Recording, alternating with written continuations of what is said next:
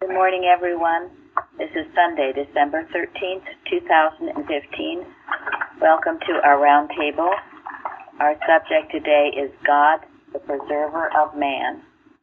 And before we get into it, I just wanted to say a little bit, or let you say a little bit about this Christmas season. Hey, Benjamin's here. Welcome. Thank you. Linda, you spoke about it on the forum, and I thought perhaps you could say a little bit of what you wrote. And I'm still trying to figure it out because I'm letting go of my old habits for new.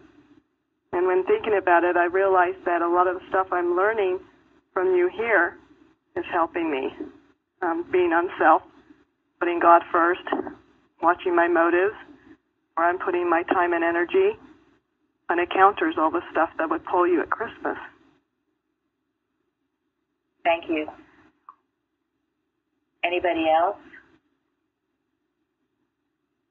I thought that the quote in front of the Bible study yesterday spoke well to it.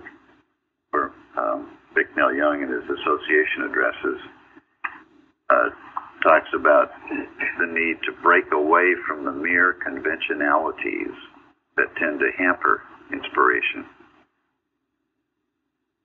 A lot of conventionalities going on this time of year. Family get-togethers, rushing around at the store, sending out cards, buying presents, scheduling meals, going to parties. How much of that actually helps inspiration, and how much of it hampers inspiration? All the busybody stuff just hampers inspiration. And you should just be with God by yourself and not worry about anything else. Well, I'm not sure that being with God by yourself is the right way to do this, because we do have others to think of. Yes. And to care for. I've been finding that as I put God first, ideas come that are very easy to get, simple gifts that are meaningful and that can bless, and it has taken very little time and effort on my part. A lot of it's been online, but I found the things I am doing are more of a blessing. I think the story of Nehemiah couldn't be more appropriate at this time, because it's really what the wall that I'm building is the truth about me, what I've learned now that God is saying. And so the past memories of, I used to do this, or all of those things that would come to try to make me, see things differently and stuff, they're all the Sanballat and the Tobias, and I'm feeling, well, I can say to them, I'm not coming down. I am not coming down. Excellent. That's great. Excellent. And that is true. That's exactly what it would try to do, get you to come down from the wall and do the exact opposite of what this season should be, the Christ, the idea of the Christ in our consciousness. And instead of holiday, think of it as holy day, holy days, and keep yourself in the love of God. And as we've said, start reading what Mrs. Eddy says about Christmas. And she says she loves to observe it in quietude, and she lists two things, how she observes it. She also mentions about not lying to children about Santa Claus. That article, or I guess it was a testimony Linda found of a little girl who was so ill over that. And sometimes, it is also known people sometimes get sick this time of year because of that and all the extra activity and congestion and things that are not of God. So we have our tool, we keep working in one hand, our sword in the other. And I mean, really, you don't have to do anything. You don't. You don't have to have a tree. You don't have to write cards. You don't have to buy presents. Who's telling you all that? You don't have to do a thing if you don't want to. Remember that. Start from there. Instead of how much you have to do, start with, I don't have to do any of this. And then decide what you would feel God inspired to do. Start from that point. Now, we here have been through this for many years. And so to us, it isn't this big hoopla. We've learned to dematerialize it as much as possible. This time of year, instead of the Christ, what do we get? A lot of sense of obligations, rush, pressure to do so. Depression, loneliness, none of that is pertinent to what's going on really in truth now. The antidote is in Romans. Owe no man anything but to love one another. Yes. So this season is actually a call for more love and not so much things. The more things you have, the more you want, the more dissatisfied you are. God made man satisfied. That's the starting point. That's the truth of creation. God made man, and his job's done. We're satisfied. What more do we want than just to feel and share God's love? Yeah, you say love, but love, but not from material point of view of love, which is what has consumed almost everywhere.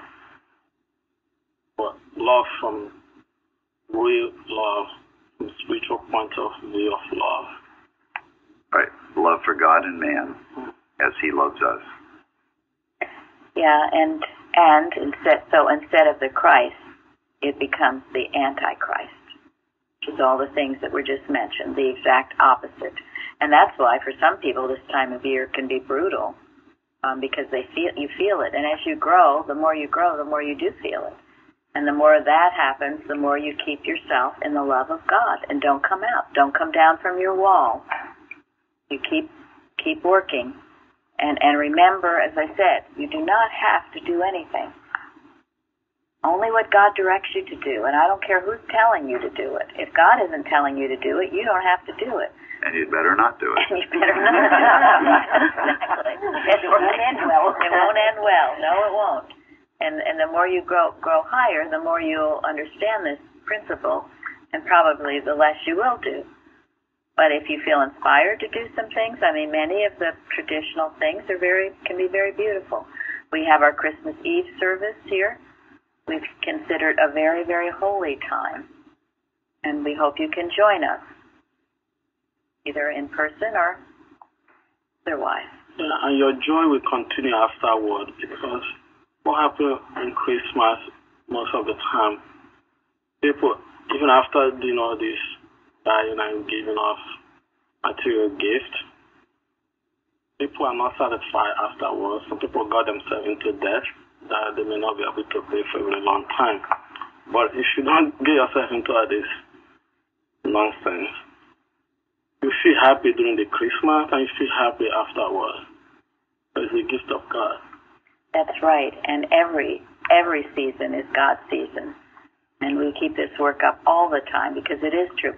You know, these people that, they just can't wait till Christmas and Christmas and Christmas. And after it's over, they're just so depressed. It's Benjamin speaking. But Christmas is over. Now what do I have to look forward to? Gotta go to Florida. It's all mortal mind. Antichrist. So this hype of anticipation for Christmas is just, it's not good. It's not godly. No, it isn't. It's all get, not give. Yes. Yeah. It's like Benjamin was saying, we're happy now. And we're happy afterwards, too. That's right. It's the same. And then there's no letdown. It's all God's season. And January and February are just as beautiful as December. They're all beautiful. And that's a wonderful thing to know and to appreciate. It's Emmanuel, God with us. I love that in Matthew. And so we hunker down now. Instead of working less, you work more. And I think simplicity is good. I mean, one thing we were sort of advised by Mrs. Evans, when we had young children, is not to get them a lot of gifts. You get 1 or 2 gifts per child at the most. I mean, most children are blessed all year round anyway. You don't have to pile them up with things. But that's just a suggestion. But what Bruce was talking about, people wanting more and more, I mean, you start it with the children. And, of course, I know you've all observed that. I don't know if Luann is on here, but she's seen it, and I know I've seen it too. You see a little child in a tree, just all these presents, and they just go crazy, and sometimes after they're done unwrapping, they burst into tears. So we don't need to do that or go there. That's not Christmas. Not necessary. Ungodlike. One thing we did in our house is, of course, the kids see the commercials on TV for the toys, and next to our granddaughter, everyone that comes up, oh, I want that. So I said, but if you don't get it, will you still be happy at Christmas time?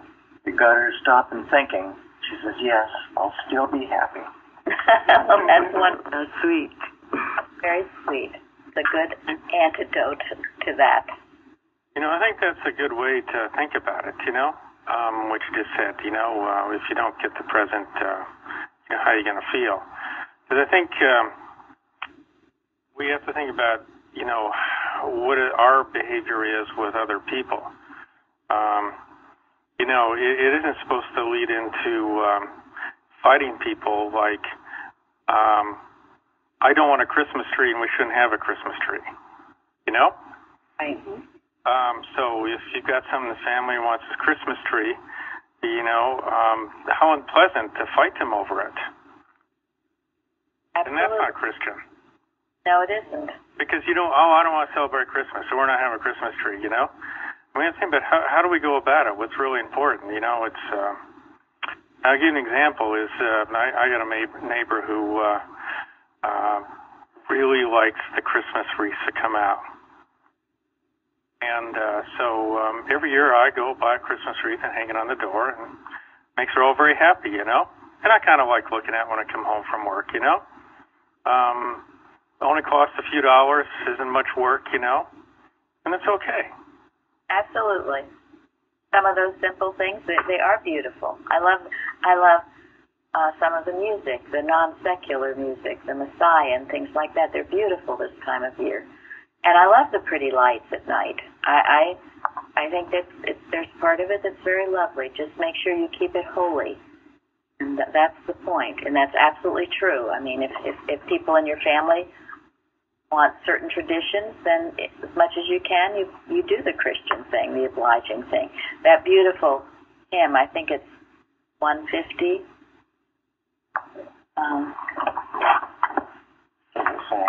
About, take from me now, my brother, about the symbols at Christmas. 170. 170. Go ahead, read it, Bruce, and then we will go on to the next topic. Okay, here's hymn 170. Let every creature hail the morn on which the Holy Child was born, and know through God's exceeding grace release from things of time and place. I listen from no mortal tongue to hear the song the angels sung, and wait within myself to know the Christmas lilies bud and blow. Then here's verse 2. The outward symbols disappear from him whose inward sight is clear, and small must be the choice of days to him who fills them all with praise. Keep while ye need it, brothers mine, with honest zeal your Christmas sign, but judge not him who every morn feels in his heart the Lord Christ born. That's not the most beautiful thing. It is just beautiful. Hymn 170. Okay, we will go on now to some things in the lesson. I might be calling on you for your forum, so I warn you now. Okay, golden text, the Lord preserveth all them that love him. And then, in responsive reading, I love this story in Ecclesiastes, and who would like to tell us about it? The little city. Oh, I love this one. This is like in 2 short verses, it tells about how this big mesmeric lie can be defeated by a humble, fervent, obedient prayer to God, and it just makes it all go away. Yes. That thought, one wise man saved a city. So never think you are not counted or worthwhile. And what was his wisdom? Trusting God, knowing He trusted God implicitly.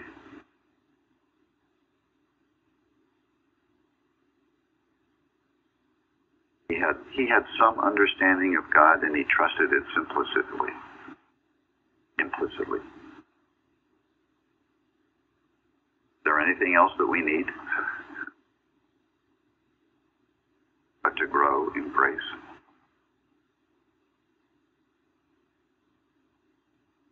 It's something that needs to be lived every day, daily. That's why we can't come down from the wall. We can't sacrifice our Christ consciousness.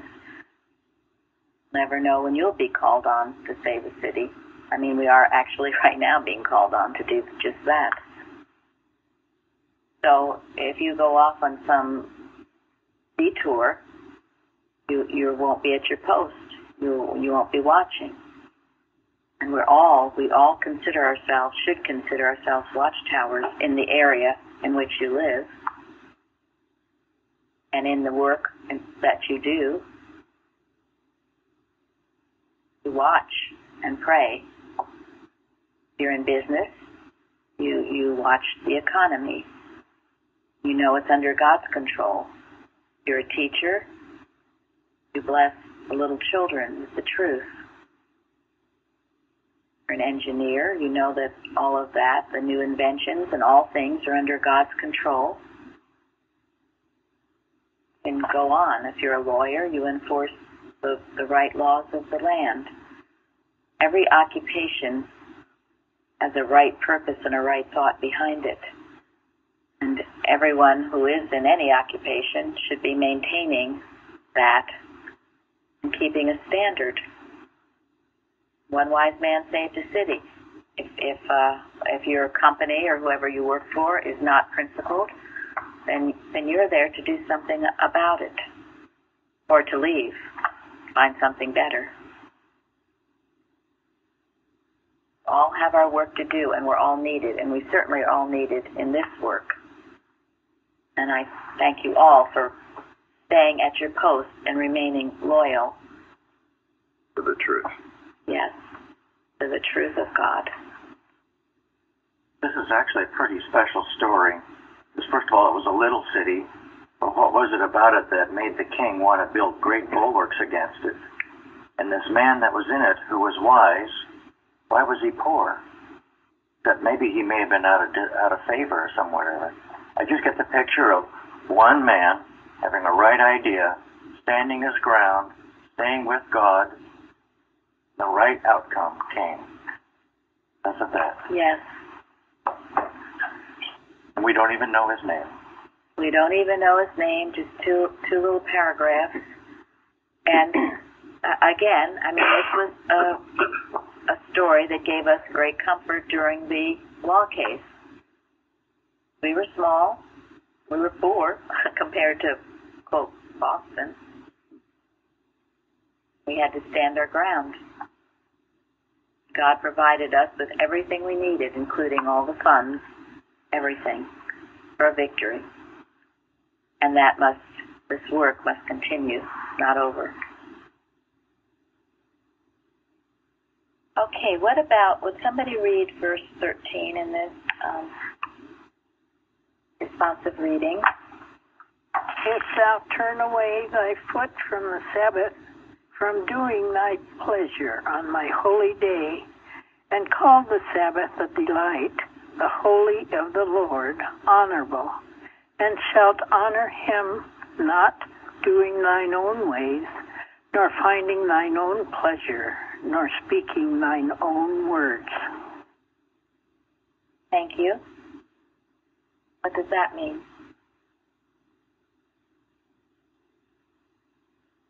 Giving your thoughts to God, not Yes. people and persons. Yes. Not going out willfully, just seeking your own pleasures, but spending that time with God. And as we talked about, Christmas is not a season, the Sabbath is not a day. We should be doing this every day. So remember that, and always start your day with, Father, what would you have me do? Keep your will in subjection to His will.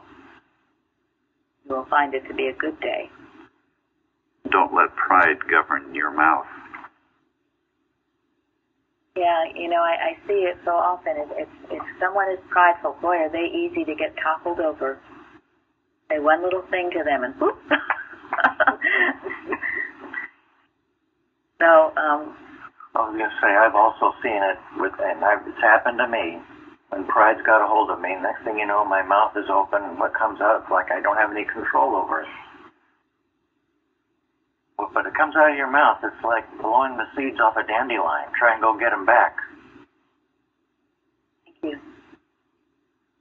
The answer is to don't let pride rule anywhere. That's it.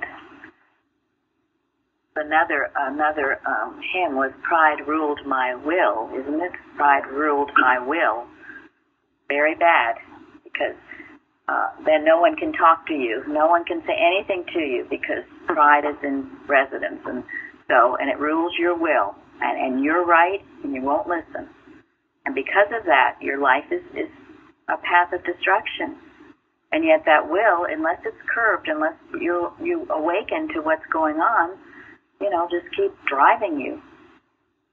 So be willing to listen when someone speaks out of love to help. And be grateful for it rather than just steamroll. Go ahead. Gary's going to read the next. The rest of the sentence goes, Then shalt thou delight thyself in the Lord, and I will cause thee to ride upon the high places of the earth, and feed thee with the heritage of Jacob thy father. For the mouth of the Lord hath spoken it.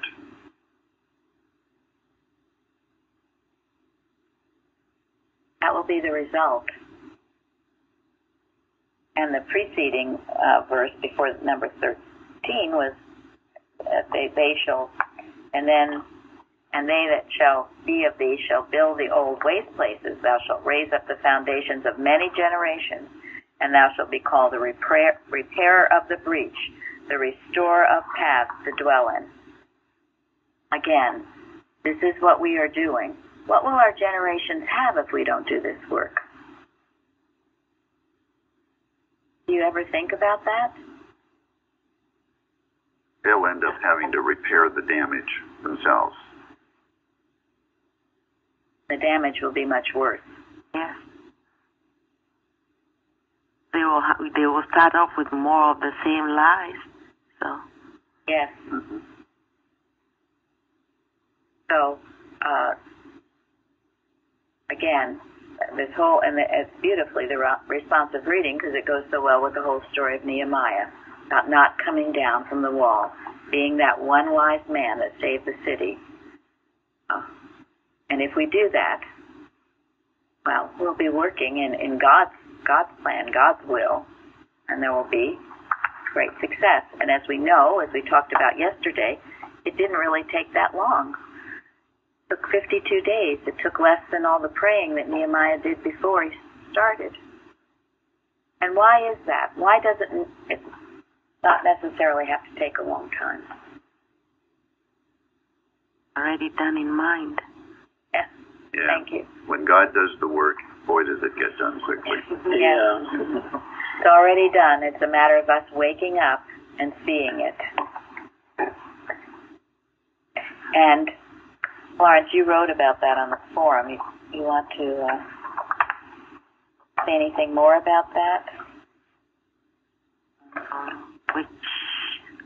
So you did one on human theories are helpless to make man harmonious or immortal, since he is so already according to Christian science.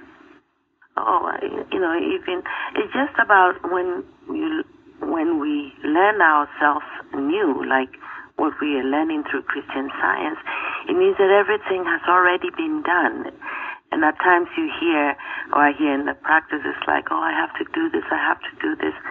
This is why Mrs. Eddy emphasizes always starting from the perfection. And she writes that perfect God, perfect man is the basis of thought and demonstration.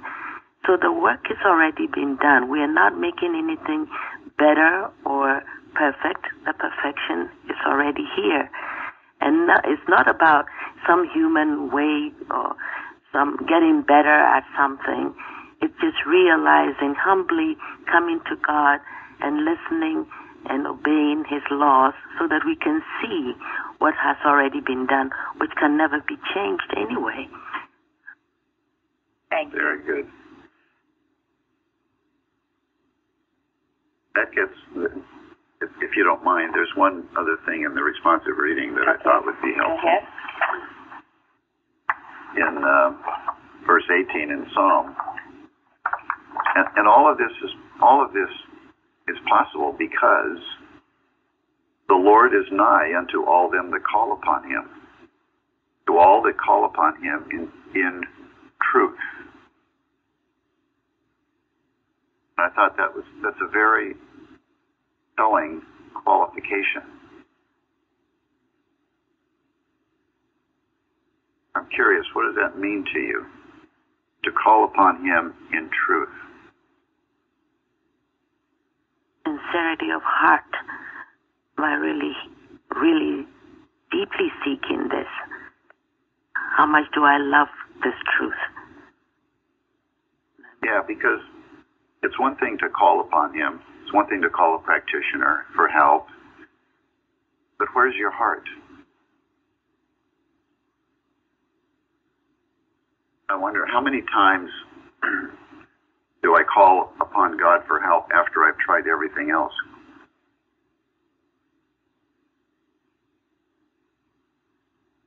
I kind of feel that me being here, I mean, I tried everything I could before coming here, and it just didn't work. So. Yeah, and then once you get here, where are you? Does God become your first choice? Or is He still your second or third or fourth choice? Well, for me, I already know that didn't work. So there's no reason to go back to it. That's the right answer. Exactly. I proved them all the way. Exactly. All the way down. But it's good to examine my own thought. Is that where I am? Is God my first choice now, everywhere, all the time? Because if He's not, then He's not nigh to me, and I'm not safe. What is self-mesmerism? I can't do it by myself. Yeah? Knowing that God is the one that does it. Yes. It's willfully talking yourself into something. You know in the back of your mind you really shouldn't go there. The reason ruminating. Go ahead, ruminating. Yeah. The reason I'm saying that is because you can't call on God in truth if you are self-mesmerized. Make sure you are really honest. Be in touch with your feelings. As many people, this is the lack of humility again. You've got to be so humble and put it all on God's altar, because you will go to God or a practitioner or almost anyone so self-mesmerized that you are right and what you are doing is right, that you totally shut out anything else. And it's very dangerous. This is where the humility comes in, and also going to God in truth. If you go to God knowing you're right, and you're just, you don't really want to hear Him anyway. Self-mesmerism. Got to say, maybe I'm not right. What do you say, Father? And then humbly listen. This is the humility that has to be. I've seen people who have grown, in science, and they're making demonstrations, and every once in a while, they'll think that their will is actually God's will. They'll get to a point where they're a little heady. They get an idea that's really just human will. And they're sure it's God speaking to them. Am I right? That is self-mesmerism. That's right, and it's very tricky at times. It can be very tricky. And what it has to do with is pride. Well, I think it also has to do with ignorance on my part, because I know the lesson very well, but that's why this roundtables and Bible lessons are so important, because it's a constant reminder from the more experienced, which has been the most helpful for me. And I know that and I'm not going to say there isn't any pride, but I know a lot of self-ignorance allows me to come down from the wall when I know I shouldn't. Well, and ignorance is also an issue, because how many of us actually know everything there is to know about God? I am also ignorant. I know a few things, but I certainly am ignorant of a lot of things. And the difference is going to be pride. And anything you do know has to be because of God, that God knows. Basically, we all are ignorant. It's only the one mind that makes us intelligent, reflecting that mind. It's the only intelligence there is. And the only thing I know is what I have proven to be true of God.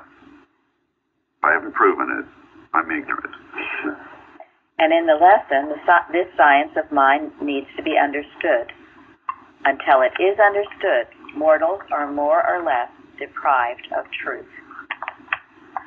And that's a sad situation, which is why we're here, so no one will be deprived of truth.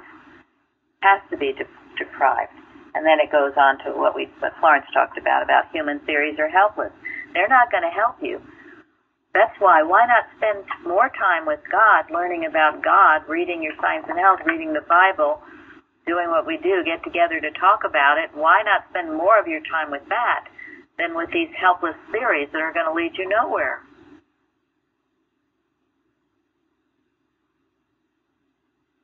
So, Carol, you wrote about obedience to truth gives man power and strength.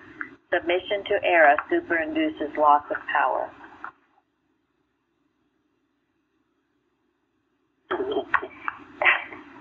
You looked up the word superinduce. Oh, that's right. Thank you. That's something that's applied to someone that they didn't have before. And when we walk away from truth, error is right there to superinduce all kinds of evil things on us that we don't have and that don't belong to us, and we set ourselves up. Thank you. Not necessary.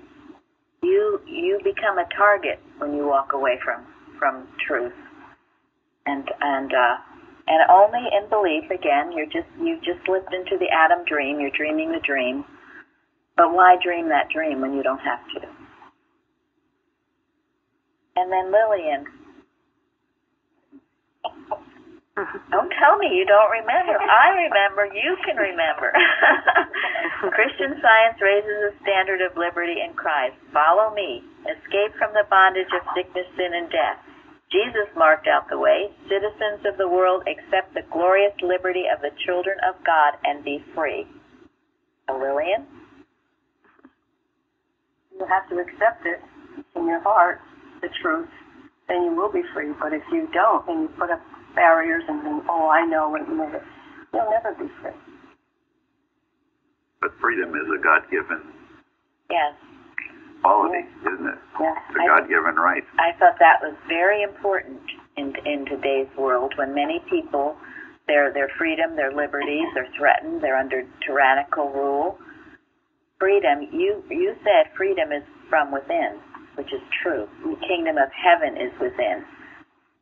You have to acknowledge this every day. Know your freedom is from within. No one can diddle with it, and don't give up your freedom to anybody. It's part of an independent spirit, an independent church. Your freedom is from God and God alone. And those who have known that in captivity have done what? Walked away free. They have prospered in captivity. As did Nehemiah, as did Daniel, as did the 3 Hebrew boys. Story about Rwanda. That story about Rwanda, modern day stories, still going on. So we exercise this freedom. It's from within. No one can take it away from you. You make sure on a daily basis you don't let anyone take your freedom. And how could you do that? First, start with your own thinking.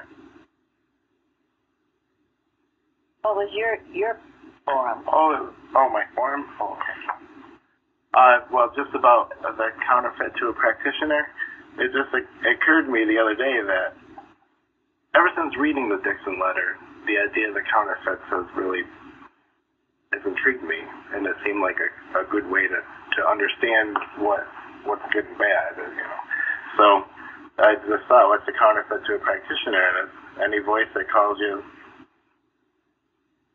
well, basically anything that calls you away from God and doing good.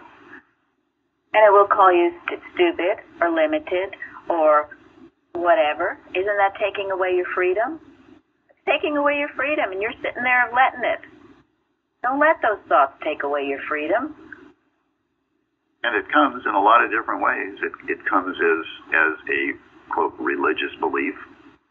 Yes. It'll come in the form of a political belief. And it'll always disguise itself as good. Right? It'll always appear to be good. A benevolent dictator. Starts off that way. A benevolent this or that. And if you buy that, then it's got you. Yeah, come down to the plane of oh no, and we'll talk. Okay, we're going to talk. It's a serpent hissing and weaving. Sometimes can be very loud. Yeah. Sometimes it can, and sometimes it can be kind of blatant, but you still listen to it. So-called authorities are like that. I've been practicing this type of business, and I know everything, so you're wrong. But that's not what God's telling you. That's right. Certainly medical. I'll tell you, well, this is it, and you're doomed, and forget about it. That's it. Gurus and experts. Yeah. Another one is that you can go to war to get free. And one of the things that I realized overnight was that, as far as I could remember, nobody was killed by Nehemiah. Simply stood with God, and he didn't have to kill anybody. That's true. And Mrs. Eddy has said this, and this is why, war is the last resort. And that is why now we must stand firm. Luann quoted from the United Effort, which Mike found, standing shoulder to shoulder in that article. We've had it on the carousel. Most important, the work of unity. The war is a last resort. It's only when we haven't faced the smaller battles, and they all begin within yourself, and what Era's telling you, and then what other people, it can be a doctor or a bossy husband or a bossy boss or a bossy church or whatever. You always take it back to God. What is God telling you? And don't let your freedom be tampered with. You can't. Too precious. I have been very pleased. Mike and also Linda has been very helpful in finding these old journal and sometimes sentinel articles before 1910. And why do I appreciate those? Because Mrs. Eddy was here. Mrs. Eddy was here, and I know that she approved them. After that, I don't know what happened. Some of them are still very good. They're written by very good workers. But the earliest ones, are so important. And there was one I wanted to mention. It's been on the carousel, and I alluded to it yesterday, but I didn't have it with me. And it was from 1889. Both of these. Mike found the United Effort, September 1889, issue of the Journal. Linda found Separation of Truth and Error by Editor. That was July 1889, Christian Science Journal. And it says, the most insidious form of evil, the highest attenuation of error concocted by mortal mind to oppose Christian science, is that one taught in Chicago. Here again, maybe that's why the, conflict with the word Chicago. That wasn't Kimball. This is something else. And recently illustrated in New York. The teaching and the scandal are related as cause and effect. It is not with personalities we have to do, but with error. The formula of this era is, quote, God is all, God is good, and there is no evil, end quote. So far this is science. The science adds to this abstract formula, quote, there is no evil, i.e., evil has no principle or permanence, but we are in the sense of evil. This sense is a false sense, is error, and our problem is how to work out of the error, end quote. Science says we work out of it by uncovering it. The error must be seen before it can be cast out. Science recognizes the warfare that the apostles speak of, the enmity between the flesh and spirit. It declares, quote, the way is straight and narrow that leads to the understanding that God is life.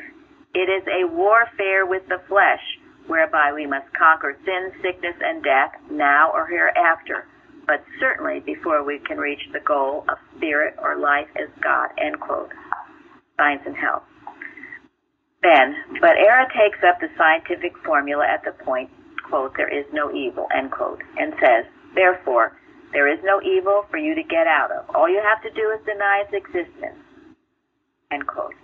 Error doesn't want to be uncovered. That is what it fears. That is what it wants. What it wants is to be denied in this way. For to stop at denial is to confound truth with error. Science says cast out error. Error says do not see me. Science says destroy error. Error says deny. Science destroys the sense of sin. Error teaches man to sin without a sense of sin. I hope you see the difference, because this is what has paralyzed the movement, this misunderstanding that there is no sin, and you wave your magic wand, that you oh my gosh, anyone uncovers sin, oh, anyone talks about it, oh my gosh, you can see the glazed look coming over their faces, oh, don't talk about it, nope, doesn't exist. Don't burst my bubble. Yep. And they even turn the lie on you and say, then you're evil because you're speaking it. I've been told that. Absolutely. These are the wiles of the devil, and it's being exposed. Now, this was in 1889. This article was written probably by Mrs. Eddy or someone. Right. She was the editor. Yeah. Even then, it was working. Even then. And this is why it's like a cat without claws, no protection. And this is why the movement is where it is. This is why our country is where it is. You've got to expose evil and destroy it. Not person. We love all mankind, but it will wear a benevolent face. It will turn the lie on you, tell you you're so terrible, look at you. And you've got to be strong enough to detect it and to see it and to stand. And we will destroy it because it's not the truth. When you see how stupid it all is, you can almost laugh at it. But when you're in the middle of it is absolutely. Come to the plane of Ono and we will discuss this. There is no sin. I'm quoting Mrs. Eddy. There's no sin. Leave me alone. Don't talk about it. Don't uncover it. There's no such thing. And that's what political correctness is. Yes. Yes. It is the devil turning the lie upon the truth. Thank you. That has to be seen. Try to keep politics out of this, but political correctness does not want anybody to expose the error. And if you do, you're told you're a racist, or I don't know, all kinds of things. So we will be wise to this. It has to be exposed, and it's not people. We love the people. We are destroying the system of beliefs that keep people in bondage. You know, that's denial. Somebody refusing to admit that he has a problem. That's right. That's another. That's very good. Yeah. And it cannot be solved until you know you have a problem. Exactly. Exactly. And notice that quote Mrs. Eddy saying, "There is no sin." I'm confident I've quoted her out of context. Anybody who looks into her writings at all will go into how she emphatically says, you got to see it, uncover it. I still remember years ago when Mrs. Evans taught us, see what Hare's claiming, know that it can't be done, and the third step, see to it that it is not done. Yes, and that's Mrs. Eddy. That is Mrs. Eddy. Yes, and that's exactly why we have to be so wise. Wise as serpents. We have to be equally as wise. The serpent seems to be very, very wise. That's why you just can't be dumb to it. And harmless as doves. We are in the defanging of the serpent. And that is how God preserves man. Thank you. Because that which loves God enough to take that stand, that which loves divine principle enough to take that stand, is preserved by divine love and divine principle. And all of these stories, all that we read about in the Bible, they're people who are taking stands against evil and who are not afraid to, and who are not afraid to tell the truth about the lie. It goes back to that story. Someone came to Mrs. Eddy, obviously ill with a cold or something, and Mrs. Eddy asked her how she was, and the woman goes, "I'm just fine, everything's great." That's what Benjamin was saying, self-denial. And Mrs. Eddy said, "No, you're not. You tell the truth about the lie. You've got to admit the error first and expose it to take care of it." And, it also makes us sound absolutely like stupid idiots because we go around obviously having problems and we're fine. No, everything's great. Well, you can be honest about, say, well, I'm working through a problem or something, but don't. This again, too, is calling on God in truth. The ultimate truth is, yes, you're perfect now, but we work out of it. And what is it that would keep you from admitting that you're working out a problem? It's pride. There we go. That again. Self-mesmerism. You're perfect. No problems. Nothing. Everything's great. I got to keep up this image for everybody to know how perfect I am. Horrible way to live your life. I've tried it. I tried it for a long time. It was miserable. Now, along with this, we're going to go to page 43 in questions and answers. We're going to try to finish this question today, and then I want Linda to end on what you found, that article about Nehemiah, for the ending. Okay, it's not that long, so Florence, how about you read the whole thing, okay? Where are you talking about? 43? Yes. Do all who present claims, to all at present.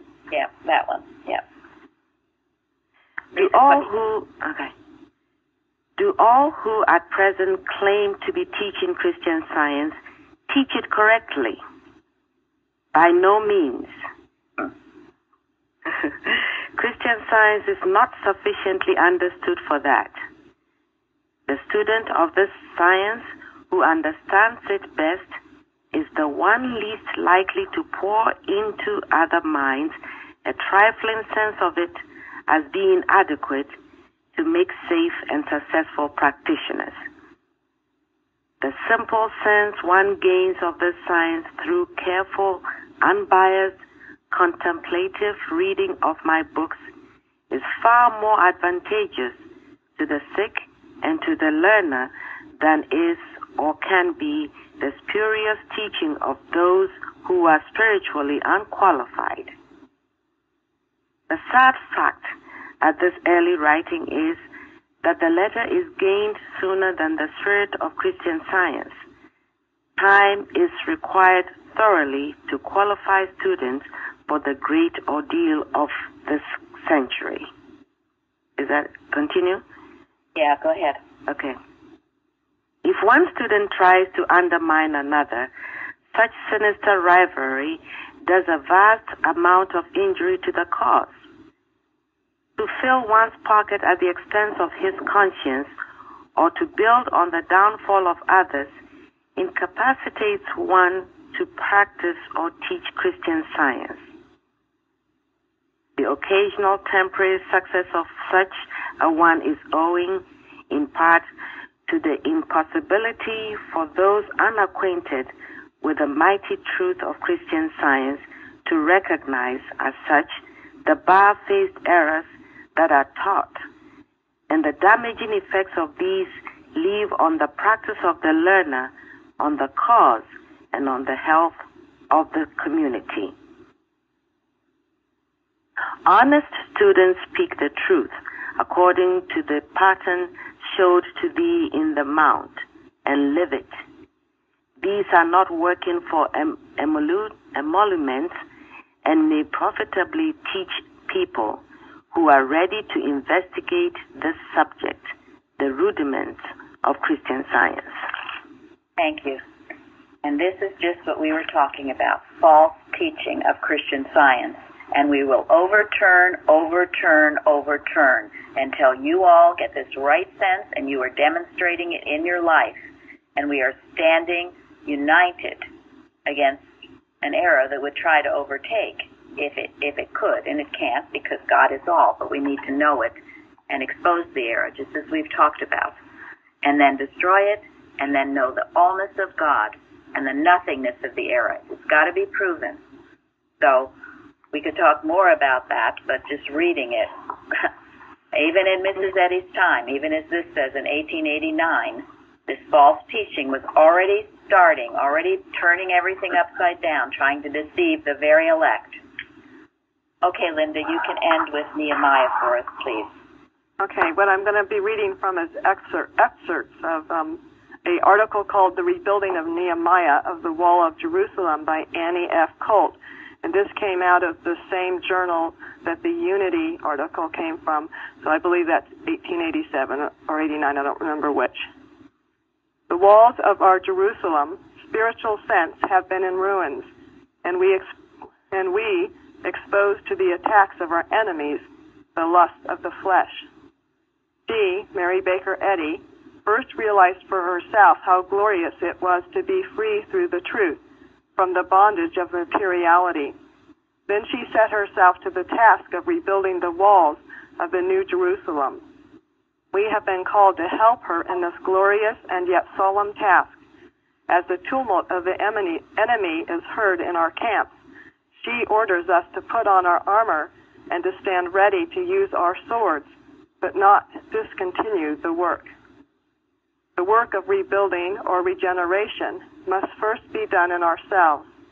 Then comes the rebuilding of the walls for all, the preaching and the blessed gospel of truth to every creature, the preaching of the blessed gospel of truth to every creature. Does not the work cease when we comply with the demands of those who are not in the truth? If we follow every path of opportunity that God opens for us without being turned to either side by pretended friends or open opposers, we shall in due time reap our reward, the gathering of all kingdoms and nations into the glorious freedom of the sons of God as revealed to us in divine science. That's the end of the parts that I quoted. Thank you. They're lessons from Nehemiah. Tremendous story. Thank you all. Go on for a powerful service. Thank you. Thank you all. Thank you.